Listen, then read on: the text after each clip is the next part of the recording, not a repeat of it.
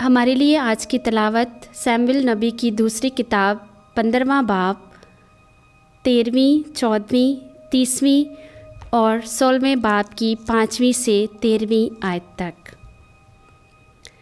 तब दाऊद के पास एक मुखबर ने आकर कहा कि इस्राएल के आदमियों के दिल अबशालोम की तरफ माइल हो गए हैं।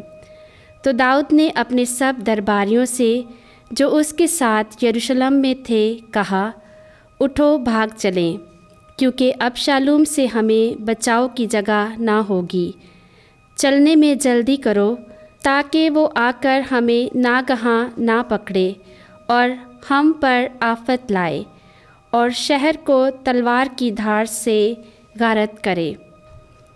और दाऊद जैतून की चढ़ाई पर चढ़ा और वो चढ़ता हुआ रोता था और अपना सर ढांपे हुए था और नंगे पांव था। और सब लोग जो उसके साथ थे हर एक अपना सर ढांपे हुए था और चढ़ते हुए रोते जाते थे।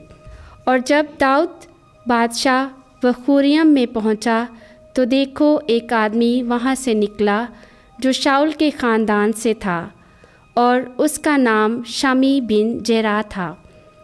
और वो चलता हुआ लानत करता जाता था और उसने दाऊद पर और दाऊद बादशाह के तमाम मुलाजमों पर पत्थर फेंके।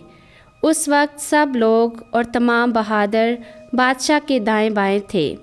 और शमी लानत करता हुआ कहता था, निकल जा, निकल जा, ए खूनी, ए खबीस, कि खुदावंद ने शाऊल के घराने के सारे खून को जिसकी जगह तू बादशाह हुआ तुझ पर फेर दिया और तेरी सल्तनत तेरे बेटे अबशालोम को दे दी।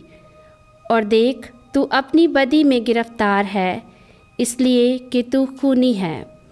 तब अबीशाई बिन सरूया ने बादशाह से कहा कि ये मरा हुआ कुत्ता क्यों मेरे आका बादशाह पर लानत करे। मुझे इजाज़त दे कि मैं पार जाकर उसका सर काट डालूं। बादशाह ने कहा, ए बनी सरूया, मुझे और तुम्हें क्या, उसे लानत करने दो, क्योंकि खुदावंद ने कहा है कि दाऊद पर लानत करे। बस कौन कहेगा कि तू ऐसा क्यों करता है।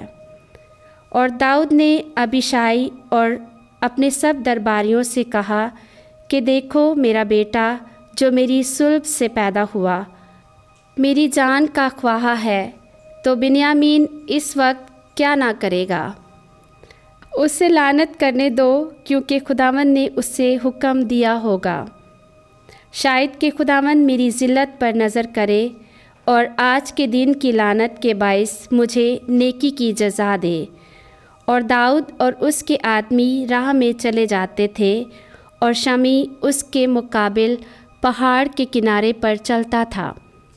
और वो चलता हुआ लानत करता और उस पर पत्थर फेंकता और खाक उड़ाता था।